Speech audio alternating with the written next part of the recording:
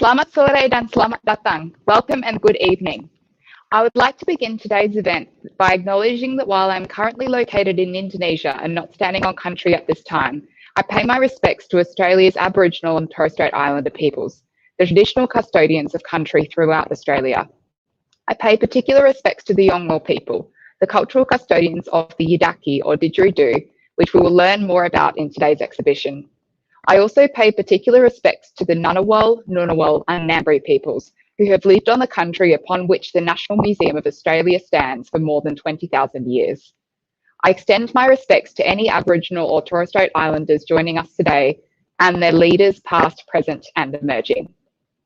It is my great pleasure to welcome you to today's virtual tour of the National Museum of Australia's exhibition, Yidaki, Didgeridoo and the Sound of Australia, presented in partnership with the South Australian Museum. Today's virtual tour is in celebration of NAIDOC Week 2021. The wonderful Yidaki song you heard playing just now before we commenced is titled Larry Sitting by Larry Gurawiwi. My name is Emma from the Australian Consulate General in Makassar, Indonesia, and I will now change to speaking Indonesian. Today's tour will be presented in both languages. Selamat sore semuanya dan selamat datang di pameran virtual Yidaki, Didgeridoo and the Sound of Australia, yang diadakan oleh Museum Nasional Australia bekerjasama dengan Museum Australia Selatan.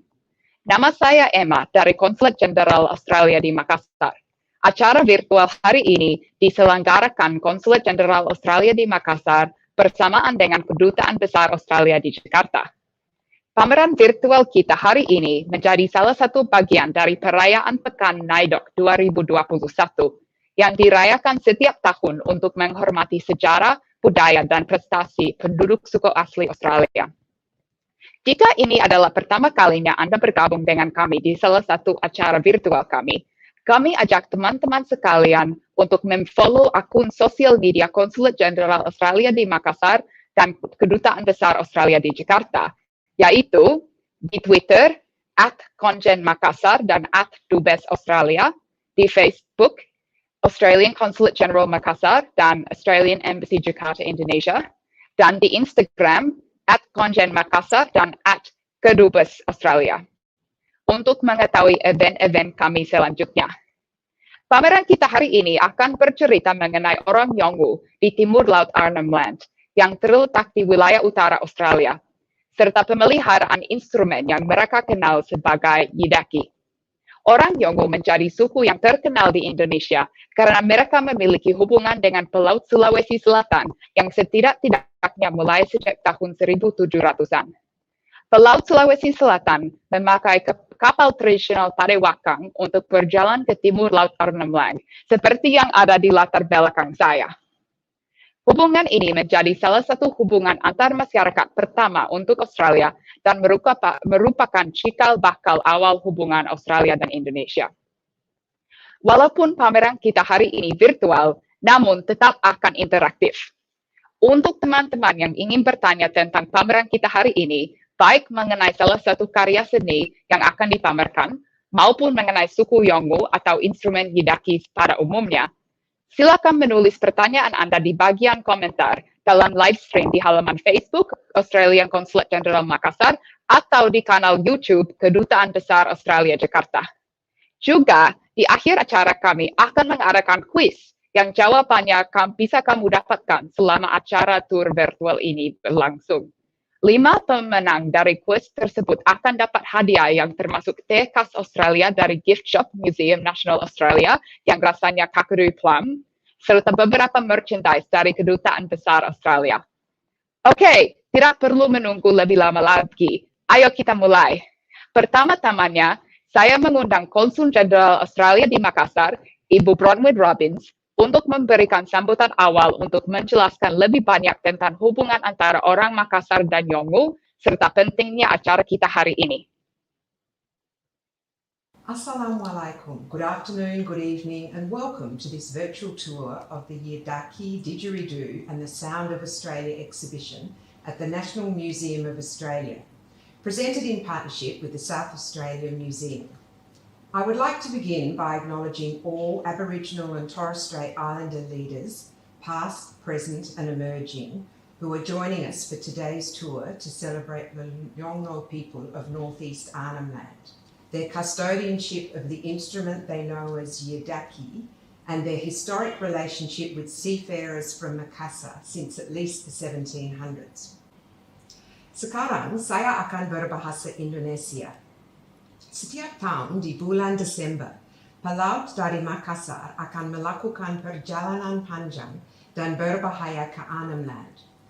Suku Yongwa akan menjadi tuan rumah bagi orang Makassar untuk tinggal dan bekerja bersama mereka di tanah mereka serta di lautan mereka untuk mencari teripang.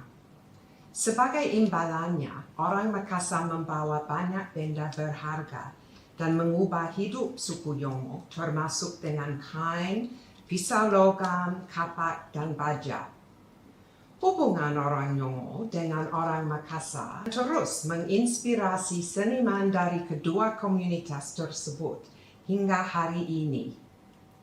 Dalam perayaan Nidok Week 2020, kantor saya bermitra dengan Rumata Art Space di Makassar dan buku larangai Mulka Art Center di Yirkala untuk menyelenggarakan pameran virtual yang menampilkan karya seni bersama orang Makassar dan Yongwa.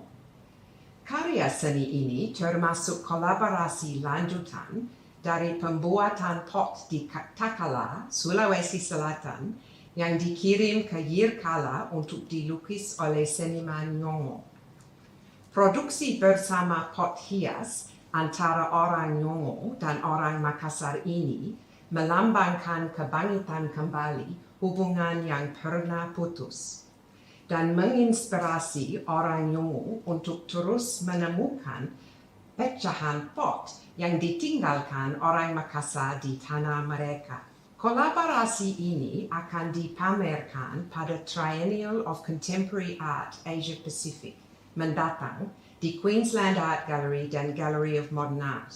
Batik Manda at Kurumuru di belakang saya adalah contoh lain kolaborasi artistik antara orang Yongwa dan Makassar. Gambar tersebut didasarkan pada lukisan kulit kayu yang dibuat oleh seniman Yongwa, yang memiliki hubungan leluhur dengan orang Makassar yang terinspirasi dari lagu Yongwa tentang guru-guru. Saya sangat berharap Anda menikmati pameran virtual hari ini yang menampilkan aspek penting lain dari budaya Yongwa, Yidaki. Terima kasih dan sampai jumpa di lain waktu.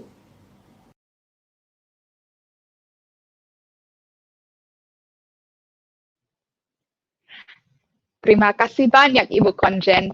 Thank you so much, Consul General Robbins, for those remarks, explaining the important role the Yongwa play in the shared history of Australia and Indonesia. Now, before we begin, I wish to advise Aboriginal and Torres Strait Islander viewers that our tour today contains names, images, voices, and videos of deceased people. I also advise all our viewers that this exhibition contains strobe light effects, loud audio, and low lighting.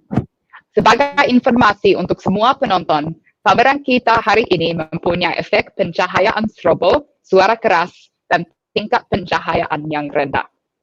Sekarang saya ingin memperkenalkan pemandu tur virtual kita hari ini, Ibu Margot Neal, Kepala Pusat Kuratorial Pengetahuan Adat di Museum Nasional Australia. Hi, Margot, and thank you so much for making the time to lead us through this virtual tour today. We are so honoured and grateful to have the opportunity to be able to learn from you due to your role at the museum as the head of the National Museum of Australia's Indigenous Knowledge's Curatorial Centre, your own Indigenous heritage, as well as your 10 years living in Arnhem Land alongside the Yongwa people. Thank you. Dan Margot akan didampingi oleh Vania Budianto, mahasiswa S3 di Universitas Nasional Australia. Vania dulu bekerja di Kedutaan Besar Australia di Jakarta selama lebih dari 10 tahun dan merupakan alumni dari program beasiswa Australia Awards. Vania akan menjelaskan mengenai pameran ini dalam bahasa Indonesia. Terima kasih banyak kepada Ibu Margot dan Vania atas kesediaan untuk bergabung dalam acara kami hari ini. Thank you so much, Margot and Vania, for being part of tonight's event. How are you both doing? It must be pretty cold in Canberra tonight. Yeah. No. No. It's cold for me. It's cold. It's winter. Yes. Well, it's still very warm here in Makassar. Yeah. So before we begin our tour today of Yidaki, Didjeridu, and the Sound of Australia, could you tell us a little bit about the exhibition? Yes, well, it's an exhibition that came from the South Australian Museum, and we're partners with them on this. It's just come back from Japan and other places around Australia, but it's very much a collaboration between the Yolngu of North East Arnhem Land and the South Australian Museum, who happens to have the most extensive collection of didgeridoos in the world. Jadi pameran ini merupakan kerjasama antara National Museum of Australia dan juga South Australia Museum. Dan ini merupakan pameran yang berkolaborasi juga dengan orang Yongnu, yang mereka yang membuat Yidaki ini, dan ini merupakan pameran ini juga merupakan pameran internasional karena sebelumnya sudah datang juga dari Jepang. Wow, that's amazing. And I had read that the exhibition did travel to Japan. It's a real shame that we haven't been able to host the exhibition in Indonesia due to the pandemic, but it's wonderful that we have the opportunity to be part of the exhibition virtually this evening. Now, for all of our viewers, if you have any questions, please don't forget to add them to the comments, either of the Australian Embassy Jakarta's YouTube page or on the Australian Consulate General Makassar's live stream Facebook page. Jadi jangan lupa untuk menulis pertanyaan Anda di bagian komentar dalam live stream di halaman Facebook Australian Consulate General Makassar atau di kanal YouTube Kedutaan Besar Australia Jakarta. Sekarang saya mempersilakan Margot dan Vania untuk mengambil alih. So Margot and Vania, why don't you take us inside to start the tour? But we're glad to give you a view of this magnificent hall in the National Museum of Australia. You can see the sense of space that we have for people to gather and listen to stories like this. Jadi sebelum kita masuk bisa melihat ini merupakan National Museum Australia, bisa dilihat dan biar semua penonton juga bisa membayangkan kira-kira tempatnya seperti ini dan besar. Okay, follow us.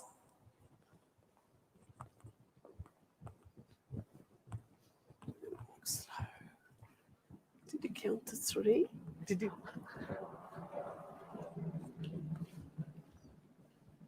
So we'll just stand here.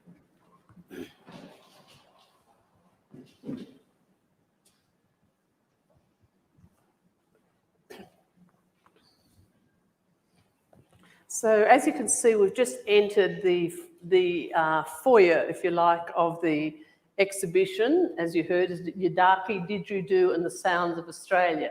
You can see there's a number of partners, including the National Museum and the Mulka Centre that you mentioned earlier from Yidaki, and other relevant partners.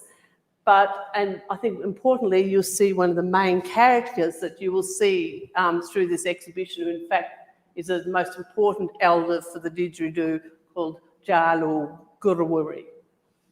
Jadi ini kita ada di pintu masuk dari pameran Yidaki ini, dan ini merupakan mitra-mitra yang bekerja sama untuk menyelenggarakan pameran ini. Dan di sini yang paling penting juga seorang ketua adat yang nanti kalau kita masuk dia memiliki peran yang sangat penting, yaitu bernama Jalu. Nanti kita akan melihat seberapa penting perannya kalau kita sudah masuk. Okay, follow us into the space. Mari kita masuk. into the stringy bark forest of Arnhem Land. Ya, kita akan masuk ke stringy bark, hutan stringy bark.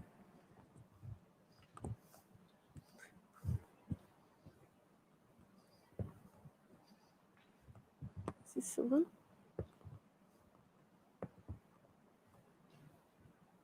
Is this the one? Yeah.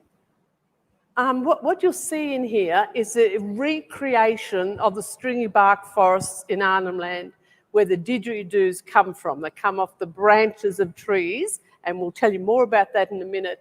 But the didgeridoos, this has also formed what we call shelters in Arnhem Land. You'll see lots of these around where people, shelter from the sun during the middle of the day. Jadi ini merupakan representasi atau semacam simbol hutan stringy bark forest. Jadi ini di mana suku aborigin khususnya Yongwa people mereka tinggal di sini. Ini semacam kayak tempat tinggal mereka dan di hutan ini seperti itu. So let's go further into the forest. Kita bisa masuk. See what we can find. Yeah, wow, this is so interesting, and it's amazing to hear that the stringer bark tree has so many different uses, both as the sort of foundational base of a Yidaki instrument, but also that can be used as a place, a shelter and a place to live. Yep. Well, if there's one thing about Aboriginal people is they know how to use the fruits or the growth of the country for all of their needs. No supermarkets way back then. Now, what we've got here is the oldest didgeridoo in this exhibition, and may well be the oldest collected. It was about 1870, so it's quite remarkable that it's still intact, really. Jadi di depan kita ini merupakan didgeridoo yang paling lama mungkin di dalam koleksi di sini, atau mungkin yang pernah ditemukan, yaitu dari tahun 1817. But the interesting thing about this one is it is made from bamboo, not from stringy bark. Jadi yang menarik dari didgeridoo ini adalah ini terbuat dari bambu dan bukan dari stringy bark seperti alat musik yang lain. And the other interesting thing about it that you don't see in any of the others is this set of like dimples or dints. Jadi di alat musik ini ada semacam seperti kayak jerawat ya, ada bolong-bolongnya, dan itu berbeda dengan didgeridoo yang lain. And this didgeridoo was created because, as I said, it's out of bamboo. Now, in Indonesia, the Macassans have been coming to Australia hundreds of years before this was created. So it is possible that, in fact, the bamboo was introduced, like many other things, to the Yongwa people from the Macassans. Jadi karena ini dibuat sekitar beberapa ratus tahun yang lalu, dan bambu bukan merupakan tanaman asli Australia. Jadi ada kemungkinan besar bahwa bambu ini diperkenalkan oleh para nelayan dari Makassar, karena memang banyak hal memang diintroduce atau diperkenalkan oleh para nelayan Makassar ke Yongwa, orang-orang Yongwa. And when you look really closely, this very old one compared to all the newer ones we'll see is the pattern on it, what we call cross-hatching, like that, or raak, is actually engraved into it, not painted, because if it were painted, I doubt that we'd be seeing any patterns on it.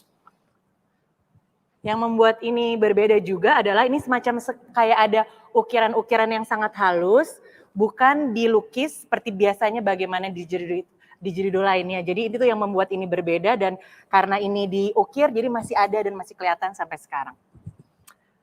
Let's come and find out another one and much more. This is the oldest. The next one is very contemporary, very new.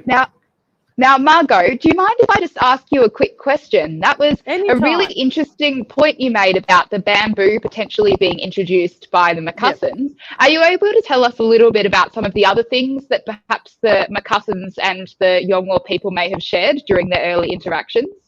Oh, everything from religion to, well, there's 200 language words. It seems to be common between the Yolngu and Macassan languages, and I mentioned some today, like Rupiah, Jama, Balanda for white fellas. So there's hundreds of words, and also there was objects introduced, cultural, there's a lot of ceremonies and rituals in Arnhem Land that have come from the interaction with Macassans. They actually use big red sort of sails and do ceremonies about when the Macassans come on the northwest winds every year for the tree pang.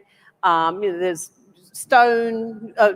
wood, metal, fabrics, and there's also quite a lot of genetic interaction as well. Over 300 to 400 years. Ya, jadi yang dijelaskan Margo banyak sekali budaya-budaya yang mungkin pertukaran antara Makassan dan Yonggul. Misalnya ada 200 kata dalam bahasa Yongun dan yang mirip dengan bahasa Makassar seperti tadi Rupiah, Belanda untuk orang kulit putih, dan juga ada banyak kepercayaan dan budaya-budaya lain termasuk kain, pattern yang terinfluence dari Makassar ke suku Yongun. Yeah, the songs, performance, just goes on and on. 400 years of interaction with, fleets of up to 26 to 30 praus would come and they'd stay for a whole season. So cuisine, a lot of introduction of the sea using the bêche-de-mer for the tree pang. Anyway, now this one, as you can see, it's all very lurid. In fact, it's the Aboriginal colours in yellow, black, and red. But this is an industrial tape. It's used to decorate it to signify Aboriginal. So the thing about Aboriginal people, to survive 65 million years on this continent, you obviously have to be very innovative and adapt to change. And so, once acrylic paints or oil paints or tape or anything becomes available, they all find a use for it. So this is a really interesting use of the contemporary version of the ancient. Oh, yeah. Oh, the weather's changing. Oh. Sorry, there's lightning what's here. That? Lightning, thunder. Well, you won't hear the thunder because the sound would drown us out. That would be terrible. So, what is next? Jadi kita bisa melihat barusan ada semacam guntur. Jadi di sini ada lampu seperti ada geledek yang ada di dalam pameran ini. And this is a recreation of the stringy bark forest. So of course, weather is a very important element in a whole range of ways. In fact, the didgeridoo, the roar or the voice of the didgeridoo is the voice of the thunder, as it is the voice of rainbow serpents who created the land. So the interaction between nature and culture is just totally tied together. Jadi Didjeridu merupakan simbol interaksi antara alam, makanya pengalaman di sini juga berhubungan dengan cuaca, dengan adanya seperti ada geledek atau thunder gitu, supaya karena memang Didjeridu adalah tentang interaksi antara manusia dan alam. Wow, that's just fascinating. And Margot, that didgeridoo you showed us just before with the tape was just amazing as well. It really shows the ways in which a very ancient and a very much living culture can adapt to the contemporary world using the materials that are available at any given time. In the case of that didgeridoo, the fact it was in the Aboriginal political colours is pretty interesting, like the flag, the Aboriginal flag. So it was being used as an icon, a symbolic icon of our our ownership of this land. Now, this one here, we're introducing you to the man we mentioned before. You saw the photograph, Jalu Kuruiwi, his name is. And he is, as I said, the foremost authority on the didgeridoo in the world. He is also, for Aboriginal people, he's also an ambassador and a diplomat for Aboriginal and non-Aboriginal people. He sees himself as a sort of serving the world, healing, imparting spiritual knowledge and passing knowledge on to the generations.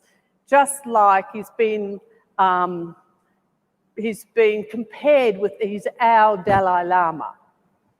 Jadi ini adalah Jalu yang merupakan tetua adat di suku aborigin, khususnya di Yongwa people, dan Jalu ini merupakan semacam duta besar bagi orang aborigin maupun non-aborigin, seperti versi Dalai Lama di Australia itu, di suku aborigin, karena dia meneruskan pengetahuan, budaya, dan spiritualitas, dan juga menjadi guru spiritual untuk suku aborigin, dan yang meneruskan dan memberikan ilmunya kepada generasi yang muda. And here, whether you can see it, below my feet is what we call a thunder board. And this is to emphasize to the people, the viewer, the people who come into this exhibition, that the main thing about didgeridoo is the sound and the experience of the vibrations of that sound. So it has that, it sort of enters your body. It's not just a hearing thing like perhaps a flute is. And what you do is visitors stand on these feet and then you feel it vibrating through your whole body. Yeah. And it's interesting because the Aboriginal knowledge system is an embodied learning. So you use your whole body to learn and experience.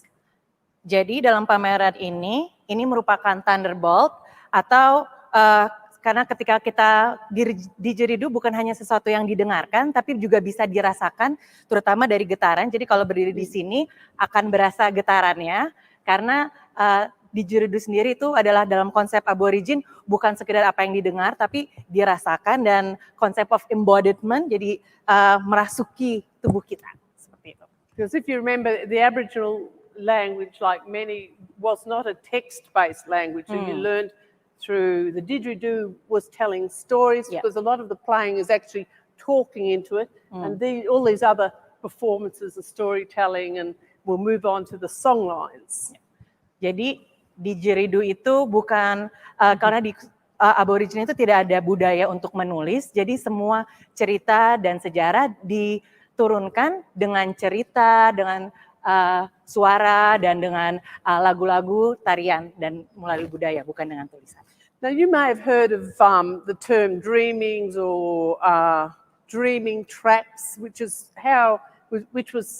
means the same actually as the songlines, but songlines is a much more used term today, and because the whole learning along the songlines or the dreaming tracks is actually through song, and what they actually are is sort of a network. This whole continent is a network of pathways of knowledge. And as you move across your songline, if it's a Goanna person, then you will learn at each part of that journey, which could be hundreds and thousands of kilometers.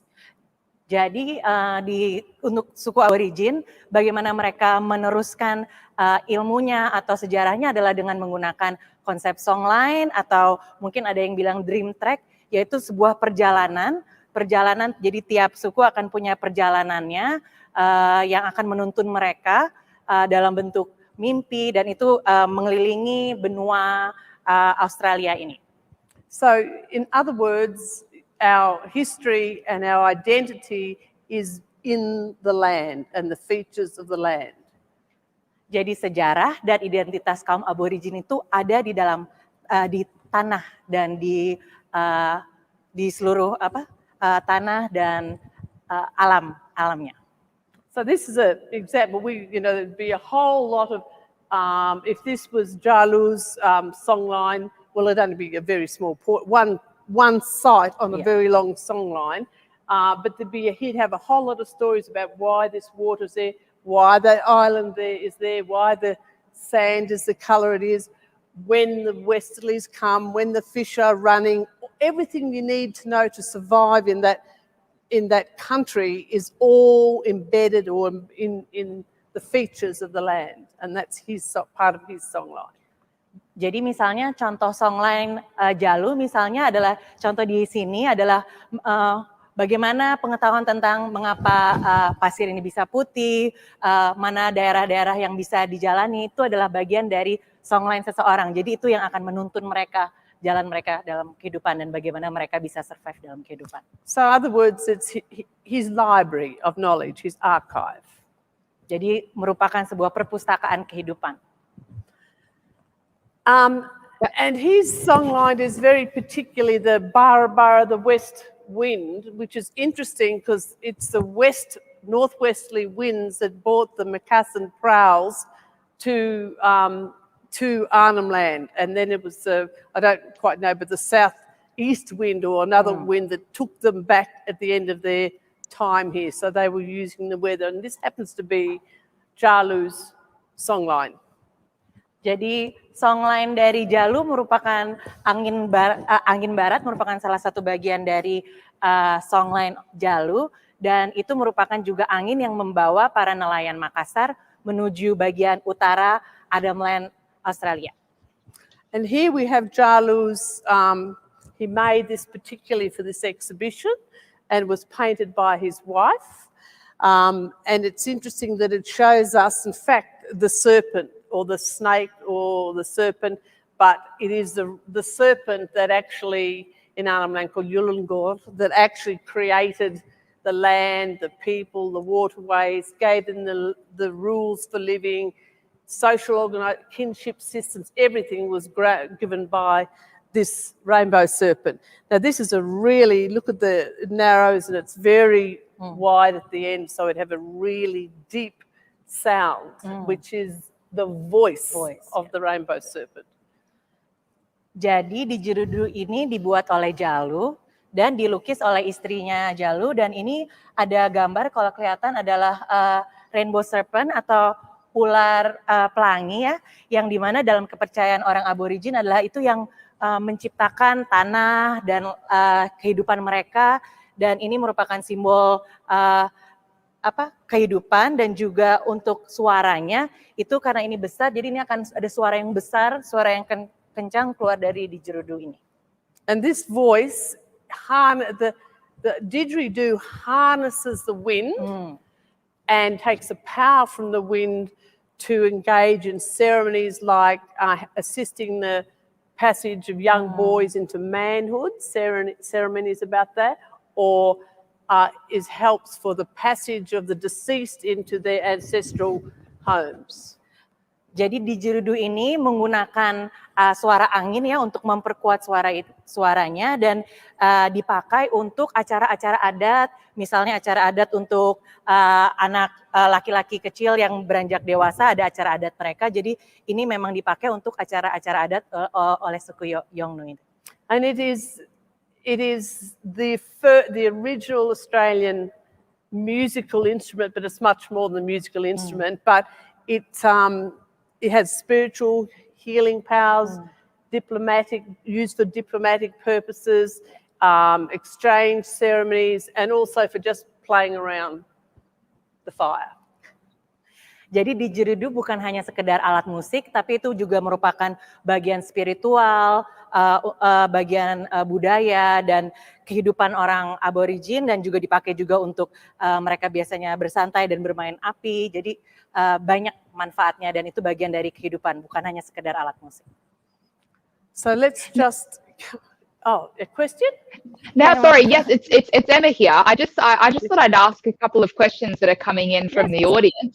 The first one is you've mentioned some of the ceremonies during which this particular kind of Yidaki is played, but are you able to tell us about whether different kinds of didgeridoos are played at different occasions, and what are some of the other times that a didgeridoo is played? Yes, it's played. There are different, and I'm not even completely around which instruments for which ceremonies, but the different sizes and lengths and widths of the didgeridoo will have different sounds, different pitches, and so they'll be used for one ceremony over another ceremony. So they are I think, particular to various ceremonies. And the player, of course, has relationships with some didgeridoos over other didgeridoos. Jadi didgeridoo itu ada yang berbagai jenis dan berbagai bentuk, dan yang terpenting adalah tiap pemain didgeridoo punya hubungan yang khusus dengan salah satu alat musik itu. Jadi itu ada koneksi antara yang bermain dengan didgeridoo itu sendiri, yang dimainkan dengan di acara-acara acara adat yang berbeda. You right, Emily? Thank you so much. Yeah. Okay. Yes, thank you so much. That was a question from Deng Acho. And I've got another question actually coming back to the links between the Makassans and the Yongwa people. Iyasa Akbar is asking, what was it that made the Yongwa people want to have a relationship with the Seafarers of South Sulawesi? Oh, I don't think it's a question of wanting. It's more to do with they're on the coastline of the top of Australia, and seafarers from Portugal, China, Indonesia, all sorts of countries would have come to the shores of Australia in their normal pioneering seafaring ways. But the Indonesians were very welcomed because they only come for a season and farm the tree pang and then and join the Yulu society and then go home. But 240 years ago, the Westerners and the British, they came to colonise and they stayed. So that's a different form of seafaring. Jadi bukan mereka mau, tapi memang karena lokasi Yongwa ada di sebelah utara, jadi memang banyak yang lewat, jadi dari Cina, pedagang-pedagang dari daerah lain juga datang, tapi yang terpenting adalah mereka untuk nelayan Makassar hanya datang khusus untuk memanen teripang ya, dan mereka datang dan tidak tinggal, tapi mereka hanya lewat saja untuk season tertentu. Yeah, the Indonesians probably would have still been coming for tree pang, except the colonists weren't that happy to have others come to the shore. Ya, sedangkan kalau penjajah yang dari Inggris, mereka bukan hanya datang, tapi mereka tinggal ya, seperti itu.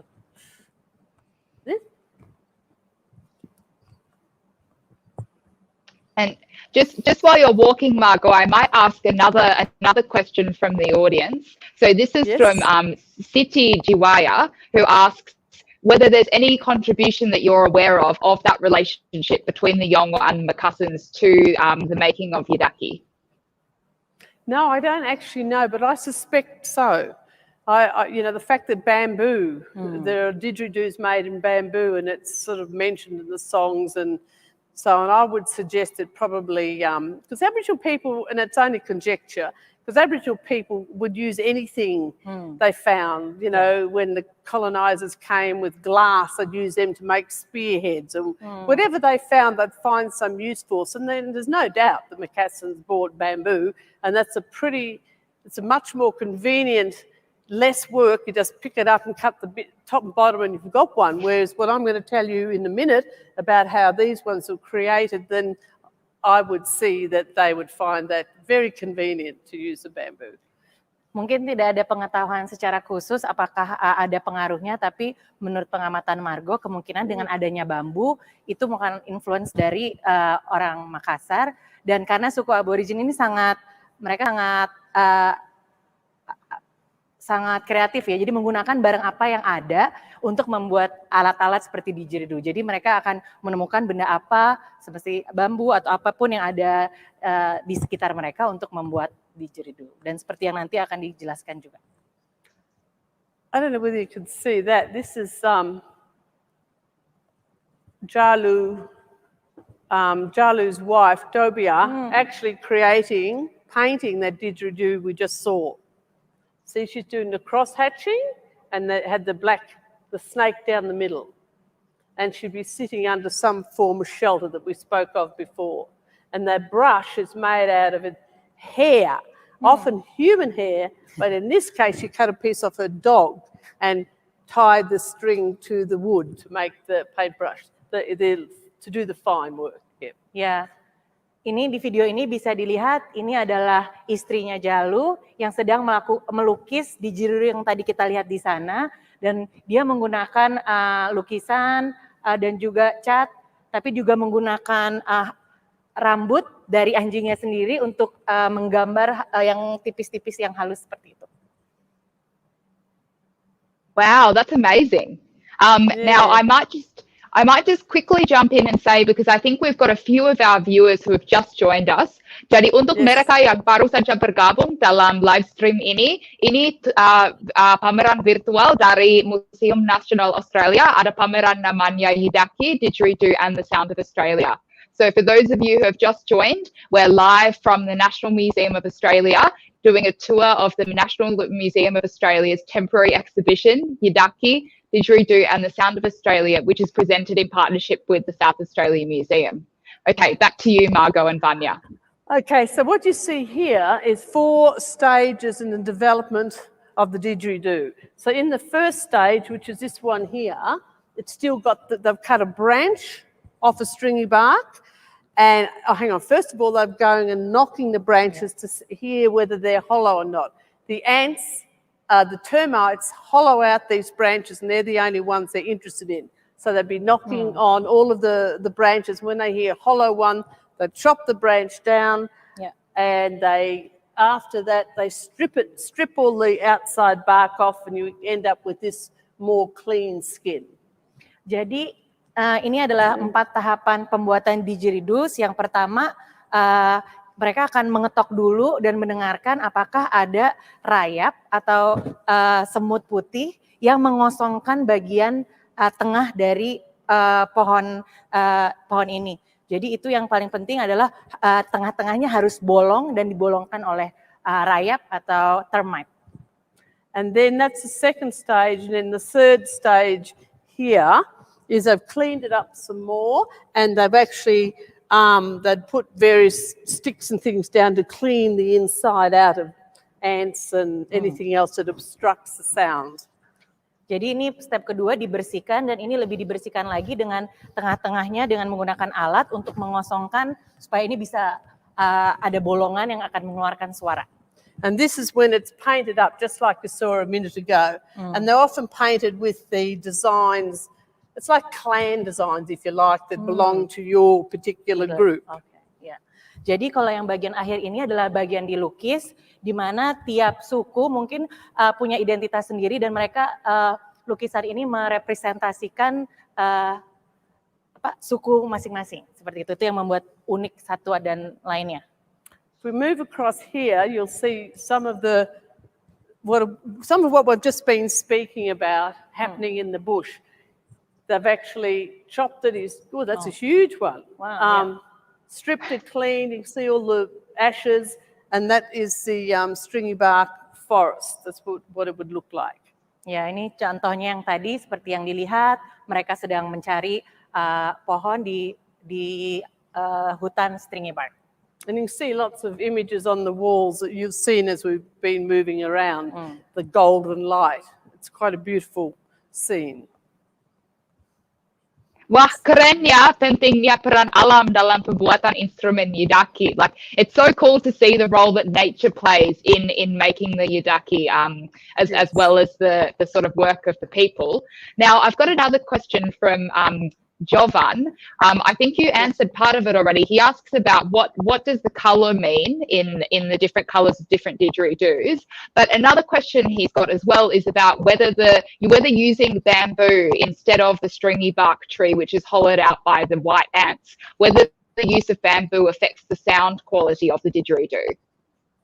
I think everything affects the sound quality, the thickness, the length, the thickness of the wood, the degree of moisture that's in it, and so everything affects the quality of the sound. That's why they tap them, and they can tell whether that's the didgeridoo they want with that, whether it's a deep-throated sound or a higher sound. But so certainly the bamboo didgeridoo would sound different from the stringy bark. Ya, jadi memang kualitas pohon atau seberapa besar pohonnya, seberapa besar bolongannya itu mempengaruhi bunyi atau suara dari didgeridoo. Dan pastinya kalau terbuat dari bambu akan terdengar berbeda dengan yang terbuat dari stringy bark, pohon stringy bark. So you're getting a very good view of the creation of the didgeridoo here. Oh, you asked about colour. Well, it's a preference. Every individual or group will either do it as I think you would have said, a clan design, or as the one with the snake on would be his main animal that he's sort of attached to, would make it his didgeridoo for those ceremonies to do with the rainbow serpent. Ya, jadi kalau soal warna itu lebih ke arah selera ya, dan itu merepresentasikan suku-suku yang berbeda. So now we're actually at our conclusion. We were hoping to show you the ants sort of running, a video of the ants running through and conveniently eating out the didgeridoo, but that's gone to sleep for us right now. So you will have videos sent to you. What do we do now? Yeah, no, so we've got a few more questions coming in from the audience, Margot and Vanya. It's a shame we missed out on seeing the video of the white ants in action, but it was really fascinating to hear about the role that they play in the making of the didgeridoos. I've got another question about the Makassar-Yongwa relations. So Siti Yudiarti is asking that she's heard that the Macassans brought tamarind trees with them to Arnhem Land, and whether it's true that all of the places where tamarind trees grow are places where the Yongwa people would stay during their visits. Well, I lived on a place called Millingimby Island, which is in an island in Arnhem Land, and the entire edge of the island's small, but the whole edge of it was giant tamarind trees. So almost all the places they went, they actually did plant tamarind trees, and that was for their own cuisine, I gather. And so you always knew, because they knew they were going to come back year after year, twice a year, as they did for 300 or 400 years. Jadi Margot pernah tinggal di Arnhem Land, dan memang dia pernah tinggal di sebuah pulau di sana yang memang penuh dengan pohon tamarin ya, yang seperti tadi ditanyakan. Jadi memang banyak pohon tamarin di pinggir coast atau di pinggir pantainya, dan itu dipakai untuk makanan, cuisine, ya, to eat, ya, untuk dipakai untuk makanannya, dan itu ya memang ada di sekitar situ. Wow, terima kasih banyak, menarik sekali. Memang itu salah satu hasil yang memang sangat bisa dilihat di Arnhem Land, bahwa ada pohon tamarin ini yang tumbuh karena pernah dibawa oleh orang Makassar. Now, Margot, we have quite a few people asking online about whether they are able to buy didgeridoos in Australia or in Indonesia, and what some of the it could be good as well for you to explain what some of the kind of cultural sensitivities around people buying didgeridoos might be, if any. Well, Emily, the Macassans are there. I'm not sure in one of your art centres there, and perhaps the embassy have relationships, very close relationships, active and close relationships to the Muka Centre in Yidaki and Bangolunga. There's a few places in one centre there, and the Buku Langai Art Centre in Yidaki have actually lots of didgeridoos for sale, and I think, and they would explain any necessary protocols, but it's all about context. So if there's somebody from Indonesia buying some didgeridoos from a commercial outlet in the home of the didgeridoo, then it'd be okay to have and use, because otherwise they wouldn't sell it to you. So it's really about context and who made it and so on. So they made it for the market. Now, people say they'll get all sorts of... the didgeridoo was only in the top end of Australia, right? It wasn't in the centre or the bottom of Australia. However, these days, the didgeridoo is an icon of Australia, and it's everywhere, right? We have people busking outside shops with, collecting money. We have didgeridoo players in our most... our biggest kind of symphony orchestras, and so there's all sorts of diverse roles, and in Switzerland and Denmark and Germany, lots of people play didgeridoo. Now, there is a view that women shouldn't play it, but there's also a view that that's okay because they don't know the ritual songs that men play anyway. So, it's predominantly a male musical instrument, but not only. Jadi Margo tadi menjelaskan bahwa ada di beberapa center aborigin yang memang mereka menjual alat-alat didgeridoo, dan di situ memang dijual untuk kebutuhan komersial. Tapi juga di tempat-tempat lain di seluruh Australia, walaupun didgeridoo ada di bagian utara, juga dimainkan misalnya di dalam konser-konser besar dan dibawa juga ke luar negeri seperti itu. Tapi juga yang tadi dijelaskan Margo, yang penting adalah konteks, dan mungkin ada beberapa pandangan juga sebenarnya didgeridoo adalah alat musik yang hanya boleh dimainkan oleh laki-laki tapi tidak dengan perempuan, tapi mungkin ada pandangan lain yang memang perempuan juga boleh memainkan karena itu bukan tradisi yang diturunkan seperti itu. I think the main point is if you were to buy some didgeridoos, it's just about buying them from the right place that were actually made by Aboriginal people. Yeah. And having a didgeridoo or two is one thing, but being able to play it is very difficult. It's the circular breathing like the bagpipes. You're sort of breathing in as you're blowing out at the same time. So it's very sophisticated. Ya, jadi menurut Margo prinsip utamanya dalam membeli didgeridoo, yang penting adalah membelinya dari suku asli Australia atau suku aborigin yang memang memproduksi didgeridoo. Dan mungkin tidak semudah itu juga memain didgeridoo karena membutuhkan semacam skill khusus seperti alat tiup lainnya untuk bagaimana cara mengeluarkan suara seperti itu. Wow, terima kasih banyak Vanya, dan thank you so much Margo for that really sort of comprehensive explanation about buying didgeridoos and sort of the appropriateness of people doing so. Jadi terima kasih banyak kepada Margo dan Vanya atas penjelasan mengenai di mana bisa beli didgeridoo dan juga siapa saja yang dari sisi adat dan sisi budaya, siapa saja yang boleh memiliki didgeridoo dan siapa saja yang boleh memainkan didgeridoo. I've got, I think, 2 more questions, and then we may need to finish up our tour. But the next question is from Pak Budianto Hakim, and he asks whether there are any messages from the Macassans which are within the stories or the song lines of Aboriginal people in Australia. Yes, there are many of the stories and song lines and rituals and things in Arnhem Land are very much based on the Macassan story. So everything, there's a sense that the traditional Aboriginal people as now have always absorbed new influences, like on the rock art, there's rock art of prowls, there's whole lots of bark paintings that are completely Macassan stories, and the furled and unfurled shape of the sails have become separate totems.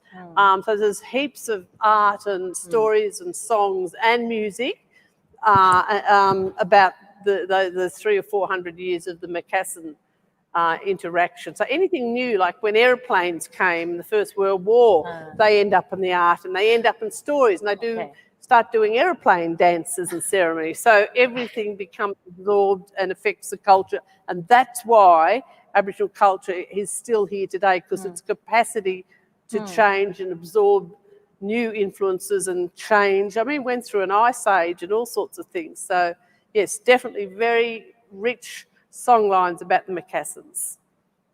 Jadi memang karena suku aborigin ini menyerap banyak dari budaya-budaya lain dan menceritakan tentang hal-hal yang baru, jadi termasuk juga banyak influence dari dari orang-orang nelayan Makassar ini. Contohnya ada gambar perahu dalam lukisan-lukisan atau dalam bentuk lagu atau cerita mereka. Jadi memang mereka sangat menyerap dari apa yang ada di sekeliling mereka, termasuk pada saat nelayan-nelayan Makassar datang. And that the Macassan period was so strong because it went for so long, and the fact they lived harmoniously, I'm sure there's the odd argument or two, but lived harmoniously. There wasn't war or conflict or anything that happened to visitors of later years, that every year every year in Arnhem Land, perhaps even a few times a year, there's reenactments of the arrival of the Macassans, of the ceremonies around collecting the tree pang, drying it, and then leaving on the winds, and there were particular winds, so they're very closely associated with the elements of the weather as well. Jadi memang hubungan dengan para nelayan Makassar sangat baik, sehingga dalam upacara-upacara juga ada upacara-upacara penyambutan untuk para nelayan ini, dan memang karena beratus-ratus tahun ya hubungannya sudah terjalin dan hubungannya sangat damai dan tidak ada perang di antara mereka, seperti itu. Yes, wow, it really is amazing how rich that history is, and the fact that it continues to manifest itself so strongly to this day in all of these formats is just really a testament to how strong and how rich and intertwined that culture is between the Macassans and the Yongwa people. I have one final question. This is actually more specifically again about the Didjeridu or the Yidaki. Muhammad Syawal asks whether the Didjeridu or Yidaki uses musical notes in the same way as other musical instruments. Well, you're asking the wrong person. I don't play any musical instruments, so I wouldn't even. Well, invariably there's notes, but how it'd be notated would be beyond me. But any music, I think, has notes. Karena Margo tidak bermain alat musik ini, jadi dia tidak bisa menjelaskan apakah ini memang ada catatannya, tapi ya kemungkinan mungkin ada juga cara mereka mencatat. Thank you very much for that question, though, because now I'll go and find out. Well, I'm glad, Margot, there's an opportunity for you to learn something new as well, because you're such an expert in all of this, and it's very humbling to find out that there's something that you don't know, even though it is a relatively minor aspect. But let me just say, I haven't said that the significance, this is one of the important, this is probably the only Didgeridoo exhibition that's ever happened, because the Didgeridoos were just seen as an ethnographic kind of instrument that, was away in the storerooms of lots of museums, even though it's played around the streets and so on in this part of the country. But what this does is, in fact, open up the whole story of the Macassan interaction. This is where you're coming to learn about the Didgeridoo, but this is where you'll also learn about the Macassan part of Australia's history that you don't generally hear.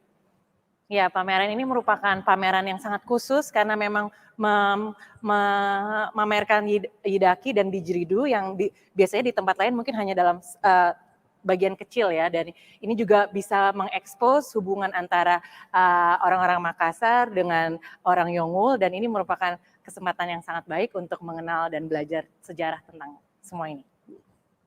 Yeah, well, I think that's a fabulous note to end on. Thank you so much for that excellent tour and for answering all of our audience questions. There are many more, but unfortunately we haven't got time to answer them all this evening. Jadi karena keterbatasan waktu, kami hanya sempat menjawab beberapa pertanyaan saja, tetapi kami sangat berterima kasih atas semua pertanyaan yang telah diberikan melalui YouTube dan Facebook. We might now move on to the final part of our event today, which is a quiz. So as I mentioned in the beginning, we've got a quiz with a couple of questions from the exhibition, which if you've been listening carefully throughout the tour, they should not be too difficult for you to answer. Jadi bagian terakhir event kita hari ini adalah quiz. Sepertinya jika teman-teman sudah mengikuti pameran dari awal sampai akhir, jawabannya akan cukup mudah loh. Jadi, sesuai yang telah saya sampaikan sebelumnya, untuk teman-teman yang ingin mendapatkan teh khas Australia rasa kakadu plum, serta special merchandise dari Kedutaan Besar Australia, silakan menjawab 3 pertanyaan berikut. Jawaban untuk semua pertanyaan ini seharusnya cukup mudah untuk semua teman-teman bergabung dalam pameran virtual ini dari awal sampai akhir. Jadi, 3 pertanyaan adalah, pertama, pohon jenis apa yang dipakai untuk membuat instrumen Yidaki? Kedua, hewan apa yang memiliki peran penting dalam proses pembuatan instrumen Yidaki? Dan yang ketiga, dan ini mungkin yang paling mudah karena sering dibicarakan melalui selama tour ini, masyarakat dari Indonesia bagian mana yang memiliki sejarah panjang dengan masyarakat Yongwa? So for our English-speaking viewers today, our 3 quiz questions which you can see up on the screen are, what is the type of tree that is used to make Yidaki? Which animal has an important role to play in the making of Yidaki? And the people from which part of Indonesia have a long shared history with the Yongwa people? Jadi, mohon mengirim jawaban Anda ke alamat email cultural.jakarta@gmail.com sebelum besok hari Jumat sebelum jam 12 siang WIB, jam 1 siang WITA, atau jam 3 sore Australian Eastern Standard Time. So as you can see up on the slide, if you'd like to participate in the quiz, please send your responses to these 3 questions to cultural.jakarta@gmail.com before tomorrow at 12 noon Jakarta time, 1 p.m. Central Indonesian time, or 3 p.m. Australian Eastern Standard Time. 5 pemenang akan diumumkan besok sore melalui akun sosmed Kedutaan Besar Australia di Jakarta. So the 5 winners from our quiz will be announced tomorrow afternoon on the Australian Embassy Jakarta's social media. That officially brings today's event to a close. Ini menjadi akhir acara kita hari ini.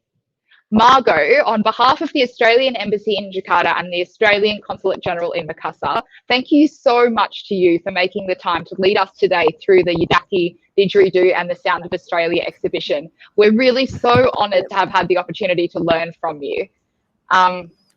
And thank you so much also to Vanya for making this tour accessible for our friends here in Indonesia. And most importantly, many thanks to our friends at the National Museum of Australia and the South Australian Museum for curating this absolutely spectacular exhibition and for all of your hard work in making today's virtual tour possible, which I know has been quite complicated from the sort of back-end tech perspective, but it's really just been amazing. So thank you so much to everybody for your hard work. Jadi terima kasih sebesar-besarnya kepada Ibu Margot dan Vanya atas waktunya hari ini, dan tentu saja terima kasih kepada rekan-rekan kami di Museum Nasional Australia dan Museum Australia Selatan atas penyelenggaraan pameran Yidaki ini yang luar biasa. Thank you so much. Thank you. And thank you so much. Thank you, Margot. And thank you so much, everybody, for tuning in today. We hope you enjoyed today's tour in celebration of NIDOC Week 2021.